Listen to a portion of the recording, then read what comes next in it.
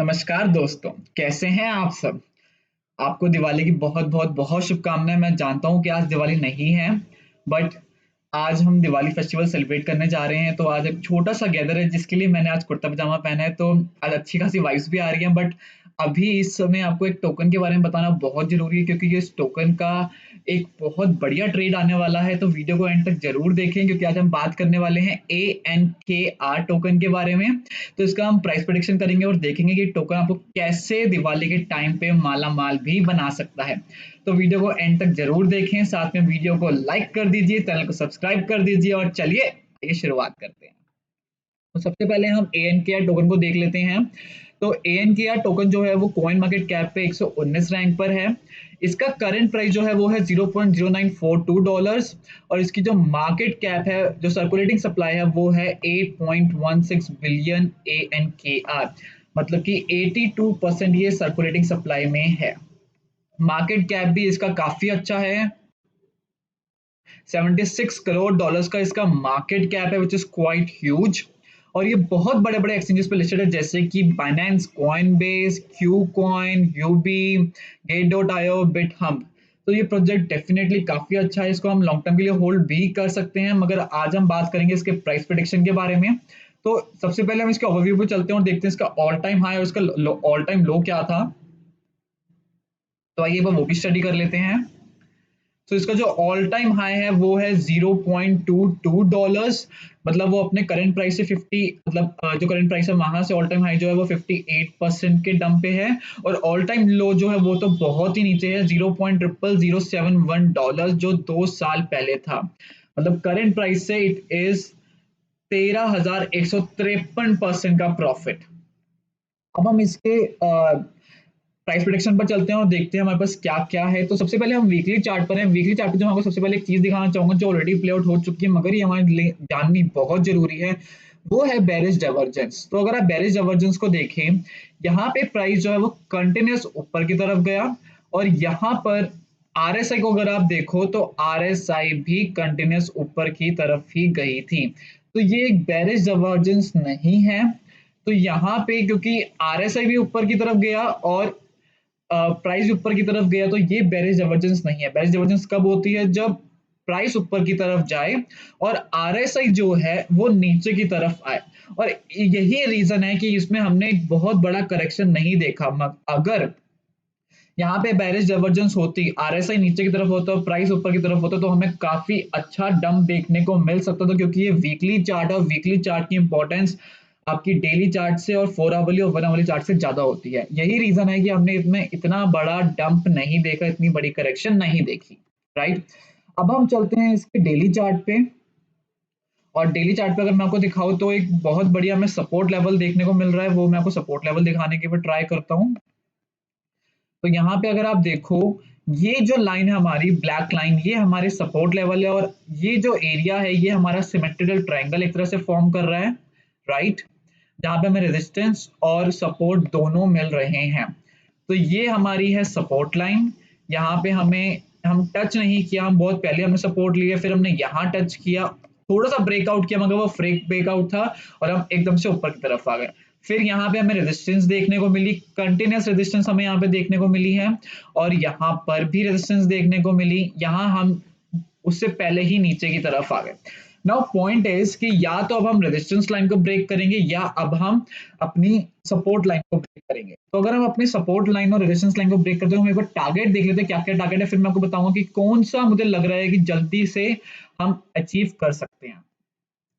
तो यहाँ से हम इसको स्टार्ट करेंगे, और हम इसको अगर नीचे की तरफ ब्रेकआउट होता है तो ये बहुत ज्यादा हो जाएगा। ऊपर की तरफ देखते हैं, अगर ब्रेकआउट होता है तो ऊपर हमें कितना मिलता है, तो ऊपर की तरफ हमें ब्रेकआउट पे मिलेगा इसका टारगेट ऑल टाइम हाई के पास। तो ऑल टाइम हाई जो है इसका $0.22। तो यहाँ से अगर इसका ब्रेकआउट होता है, सिमेट्रिकल ट्राइंगल का पैटर्न है कि हमें इसका ऑल टाइम हाई देखने को मिल सकता है।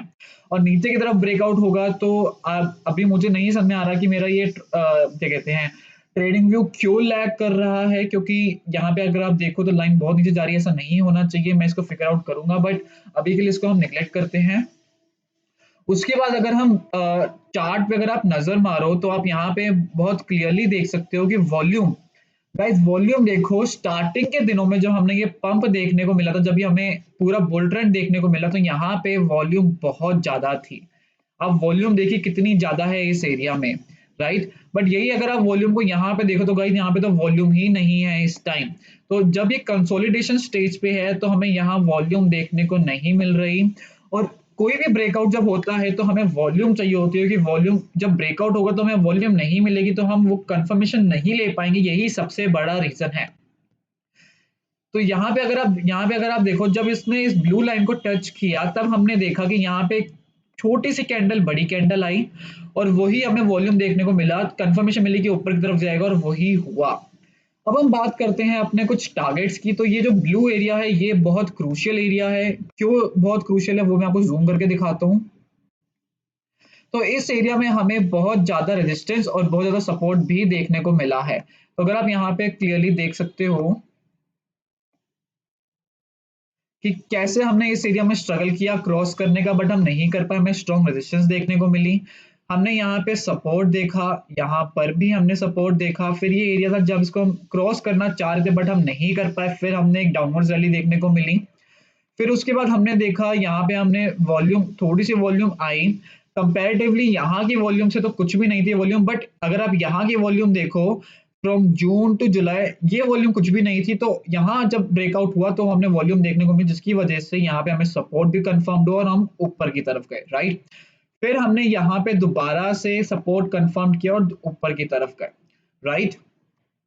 तो ये एरिया जो है बहुत क्रूशियल है, जहां पे प्राइस सपोर्ट भी ले रहा है और रेजिस्ट भी कर रहा है। तो मैं आपको रिकमेंड करूंगा कि आप इस एरिया में ट्रेडिंग ना करें। ये एरिया बहुत ही क्रिटिकल एरिया है, बहुत ही डेंजर एरिया है। तो आप इस एरिया में आप ट्रेडिंग ना करें, ये मेरा पॉइंट ऑफ व्यू है।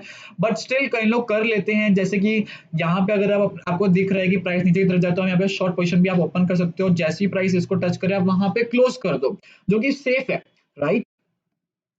अब हम बात करते हैं इस एरिया की। तो यहाँ पे जब इसने इतनी बार रीटेस्ट किया, वॉल्यूम भी कंफर्मेशन के साथ मिल रही थी, तो ये एक एरिया था जहां पे हम एक लॉन्ग पोजीशन ओपन कर सकते थे, क्योंकि हमें वॉल्यूम कंफर्मेशन यहाँ पर भी मिल रही थी।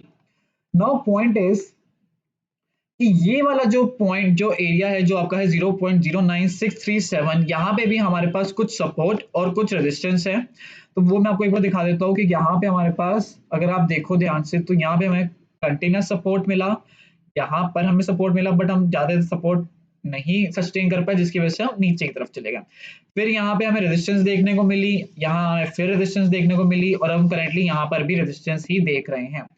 तो यहाँ पे हम इस एरिया को कैसे बेनिफिट उठा सकते हैं, अगर आप ध्यान से देखो, जब जब हमने ब्लू एरिया टच किया है, सपोर्ट कंफर्म किया है, उसके बाद हमने इस एरिया को भी टेस्ट किया है। जैसे कि यहाँ पे, यहाँ से हम फिर ऊपर गए, यहाँ से फिर ऊपर गए, यहाँ पे जब हमें सपोर्ट नहीं मिला हमने ब्लू एरिया टेस्ट किया, यहाँ पे सपोर्ट कंफर्म किया ब्लू एरिया पे, फिर हम ऊपर की तरफ गए और हमने ये वाला एरिया फिर से टेस्ट किया।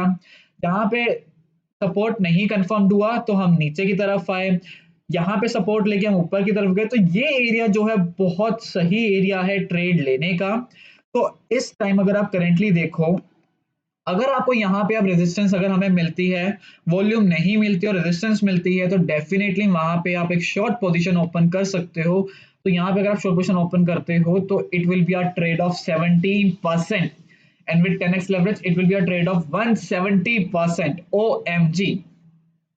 सिमिलरली यहाँ पे अगर आपको कंफर्मेशन मिलता है, सपोर्ट मिलता है, जैसे सपोर्ट कैसे मिलता है हम लोगों को, यहाँ पे हमने इसको ब्रेक किया, ब्रेक करने के बाद हम डेली चार्ट पे ऊपर की तरफ गए, फिर हम नीचे की तरफ आए, सपोर्ट कंफर्म्ड किया और फिर हम ऊपर की तरफ गए। This is known as proper breakout, जहां पर हम सबसे पहले एरिया को ब्रेक करते हैं, फिर दोबारा सपोर्ट को रीटेस्ट करते हैं और फिर ऊपर की तरफ जाते हैं। This is known as proper breakout, right. Similarly यहीं पे अब हमें ये देखना हो, क्या हम इस एरिया को रेजिस्ट करते हैं या फिर हम दोबारा से इस एरिया को क्रॉस कर पाते हैं। अगर हम इस एरिया को क्रॉस कर पाते हैं तो मेरा टारगेट होगा ये ट्रेंड लाइन, ये रेजिस्टेंस लाइन। तो यहाँ से अगर हम एक ट्रेड देखें, अगर हम इस एरिया को भी कर देते हैं क्रॉस, तो यहाँ से हमें ट्रेड मिलती है अप्रोक्सीमेटली 18% की, ये भी ट्रेड है, और with 10x leverage it will be a trade off 180%। और अगर अब हम इसके ब्रेकआउट की बात करें तो ब्रेकआउट से जो हमें जो ट्रेड मिलेगी वो हमें मिलनी चाहिए अप्रोक्सीमेटली, क्योंकि हम इसके ऑल टाइम हाई पे जाएंगे इसके ब्रेकआउट से, तो ब्रेकआउट से जो हमें जो ट्रेड मिलेगी वो मिलेगी आपको approximately 88% trade, and with 10x leverage it will be a trade of 880%. Isn't it huge, guys? But याद रहे हमें वॉल्यूम कंफर्मेशन चाहिए। विदाउट वॉल्यूम कंफर्मेशन यहाँ पे कोई बेनिफिट नहीं होगा, क्योंकि हम बहुत जल्दी उस एरिया को रेजिस्ट कर सकते हैं। बट आपको ये भी ध्यान देना होगा कि अगर आप ऐसी ट्रेड में आते हो तो जो आपको शॉर्ट टर्म टारगेट्स है, जैसे कि ये आपको 0.134 पे अपने कुछ प्रॉफिट निकालने होंगे, उसके बाद आपको इस एरिया में अपने कुछ प्रॉफिट निकालने होंगे 0.168 पे, और उसके बाद आप third area all time high को भी टारगेट कर सकते हो। सो आई होप आपको आज की वीडियो अच्छी लगी हो। वीडियो अच्छी लगी हो तो वीडियो को लाइक कर दीजिए, चैनल को सब्सक्राइब कर दीजिए। चैनल को सब्सक्राइब करने का बटन जस्ट मेरे हेड के ऊपर है। Till that time guys, bye bye.